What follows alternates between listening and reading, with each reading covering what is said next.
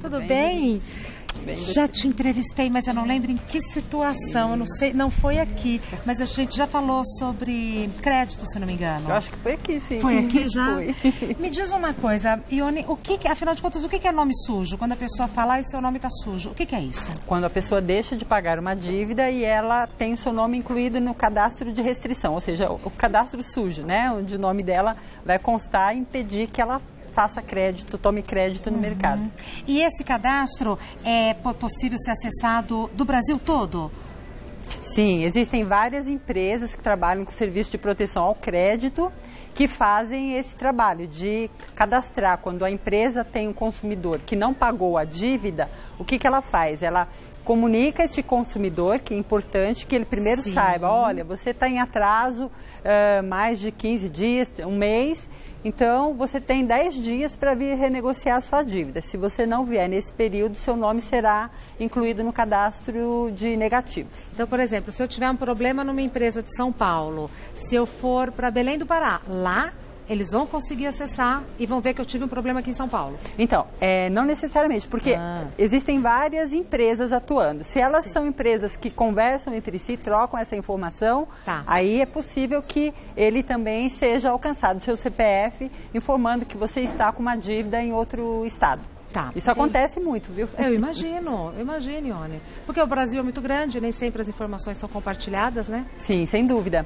E tem outras empresas hoje que também, as pessoas, enfim, a questão de acesso aos dados das pessoas, há situações em que a pessoa é vítima, né? E tem o seu nome utilizado para contratar serviços em outro estado e a pessoa nem está sabendo. Então vamos ver se é verdadeiro ou falso as afirmações que a gente vai ver agora no telão. É verdadeiro ou falso que a empresa precisa avisar que o meu nome será negativado? É verdadeira. A empresa precisa informar o consumidor que ele vai ter o seu nome cadastrado no serviço de proteção ao crédito por falta de pagamento. Isso vale para operações de crédito, vale para serviços de concessionária, de água, de luz. Então, a empresa precisa comunicar ao consumidor que ele será negativado. Dá esse prazo de 10 dias para que ele possa tomar uma providência, se puder. E como que é feito esse aviso, Ione? É por escrito, ele tem que receber o comunicado. Nós tivemos recentemente uma decisão que tira a obrigatoriedade do aviso de recebimento quando uma pessoa vai ser negativada. Mas ela precisa receber a informação com pelo menos 10 dias de antecedência. Então, eles informam, mas isso pode acontecer por os meios eletrônicos, né? Então, essa informação precisa chegar e a empresa precisa se certificar que este consumidor recebeu o aviso. É verdadeiro ou falso que, se renegociar a dívida, meu nome continua sujo até quitá-la? Não, aí nessa situação existe é falso. O consumidor, quando ele entra em contato com a empresa e renegocia a dívida, quando ele paga a primeira parcela, a empresa tem 5 dias para tirar o nome dele do cadastro. Isso vale também para quem quitou a dívida, né? Uma vez que a pessoa pagou integralmente, aí o nome dele tem que ser retirado em 5 dias do cadastro de negativação. Perfeito. Agora, se a pessoa paga a primeira e tem dificuldade para pagar a segunda, volta? Então, aí como é uma renegociação de dívida, o nome dele vai ser incluído novamente com essa nova dívida, né, que é uma situação bem delicada. Por isso tem que pensar muito na hora de renegociar uma dívida. Sem dúvida. É verdadeiro ou falso que o meu nome pode ser negativado sem eu estar devendo? É verdadeiro. Pouco é isso que a gente... É verdadeiro. É verdadeiro. Infelizmente, hoje, essa troca de vazamento de informação, de dados pessoais, acaba permitindo que fraudadores utilizem o CPF da pessoa e contrata serviço, faça a contratação de crédito e usando o nome da pessoa. Então, a pessoa, às vezes, não está sabendo, é tomada de surpresa no momento em que ela vai abrir uma conta ou vai contratar um serviço que alguém vai informar para ela, olha, tem uma restrição no seu nome. E, às vezes, a pessoa não tem conhecimento. É muito importante que o consumidor fique atento aonde ele está informando seus dados para que ele não seja vítima desse tipo de ocorrência. Qual o cuidado que a gente pode ter como consumidora, como consumidor? Olha, para não ser vítima desse golpe. Isso. Na verdade, assim, tem uma margem aí que não é possível, né? Que a gente rastrear o país inteiro o tempo todo não é possível, mas eventualmente consultar as empresas de proteção ao crédito. A gente tem Boa Vista, Serasa, Confederação Nacional de Dirigentes e Lojistas. Essas empresas são que sérias. são empresas que realmente, elas que fazem o serviço de proteção. Então, elas detêm o banco de dados das pessoas que estão com alguma restrição por falta de pagamento. Então, fazer consulta a essas empresas. Tá certo. É verdadeiro ou falso que o banco pode impedir que eu abra uma conta? Então, não é verdadeiro, porque o banco, ele pode abrir conta. O que não pode é conceder crédito quando a pessoa está com restrição no nome, né? Então, o consumidor, o banco tem a prerrogativa de conceder ou não o consumidor o direito de abrir conta, mas por negativação, não. Tá. Porque, no caso, só ele não pode ter acesso a crédito. Tá.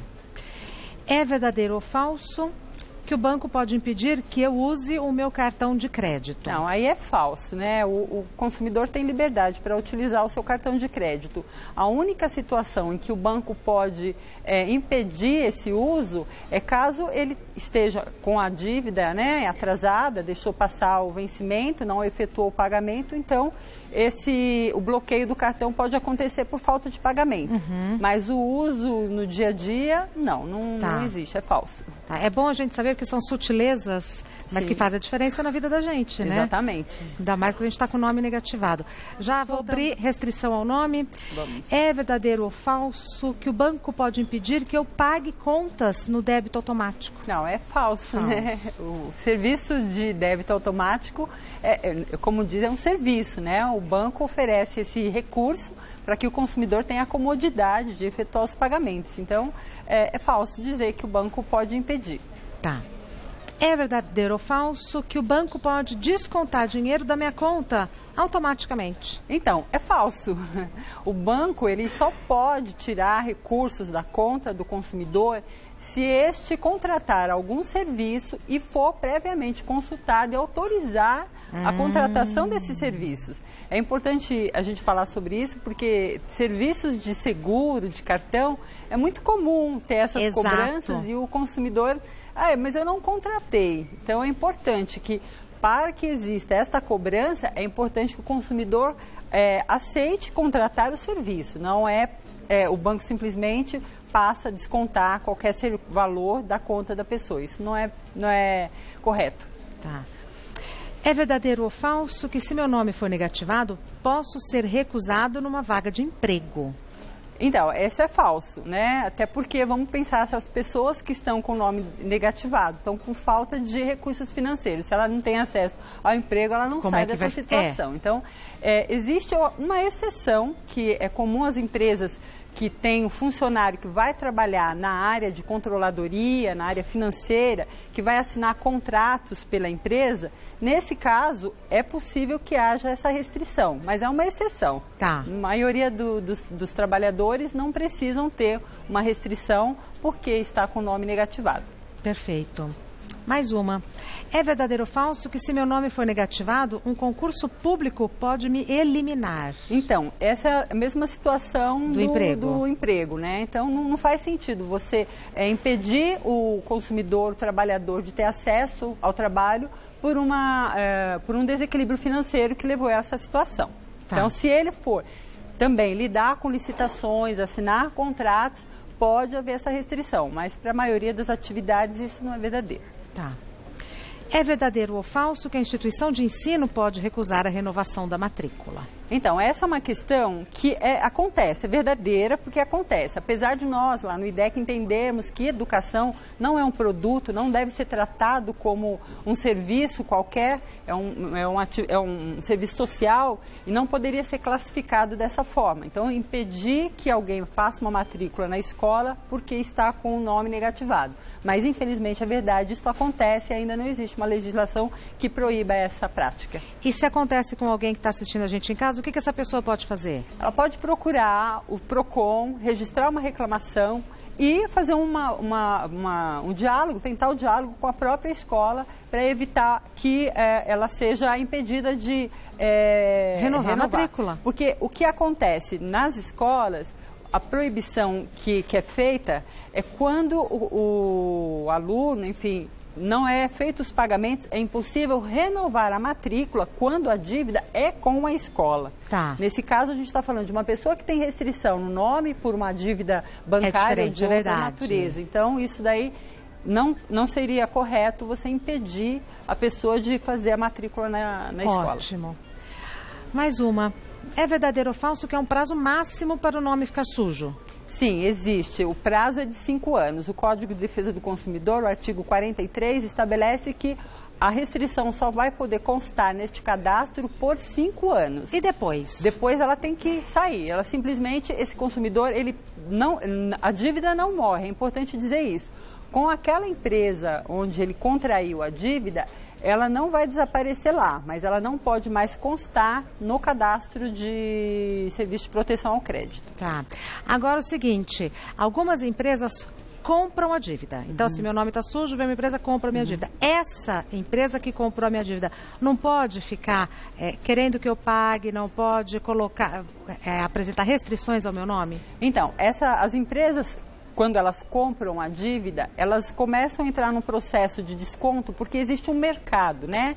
Na tentativa de recuperar a dívida, vamos supor, a empresa detentora, ela vai fazer com que haja uma provisão na sua área financeira. Tá. Não havendo pagamento, ela vai ter que realizar essa provisão. Então, essa dívida passa a ser considerada perdida depois de 180 dias. Então, o que ela faz? Ela vende para outras empresas que vão tentar receber esse dinheiro. E essas empresas vão numa escala, cada uma vai ficar um tempo até conseguir ter esse pagamento. Por isso que ligam tanto pra gente. Por isso que ligam, porque vai passando de empresa em empresa. Tá, infelizmente. Entendi. Aliás, isso é importante lembrar que esse movimento de trocar a dívida de uma empresa para outra, o consumidor precisa ser comunicado previamente. Infelizmente, isso não acontece na maioria dos casos, mas o consumidor, por exemplo, o banco vendeu uma dívida para um escritório de recuperação de crédito, ele precisa saber que aquela dívida não mais pertence ao banco, está agora com aquela empresa. Mas elas avisam? Não. Quem deve avisar, na verdade, é quem vende. Então, o primeiro detentor da dívida, no caso, seja uma companhia de energia ou mesmo um banco. Não avisam. Não avisam. E aí a pessoa fica sabendo por conta dos contatos. Exato, e por excesso de, muitas vezes, ligações que falam da dívida e tal, às vezes a pessoa não consegue nem mais associar a dívida ao banco. Exatamente. Complica a vida, né, Ione? Bastante. Complica bastante. Ione Amorim é economista e você trabalha, é isso que no IDEC, que é maravilhoso visitar o site do IDEC, idec.org.br. A gente tem informação segura, informação precisa. Sim. Parabéns pelo trabalho que vocês desenvolvem lá, viu? Muito obrigada. Eu lembrei da pauta que a gente fez ali naquele canto. Acho que foi. Não foi? Exatamente. Agora eu lembrei. Foi, sim. Muito obrigada, bom fim de tarde.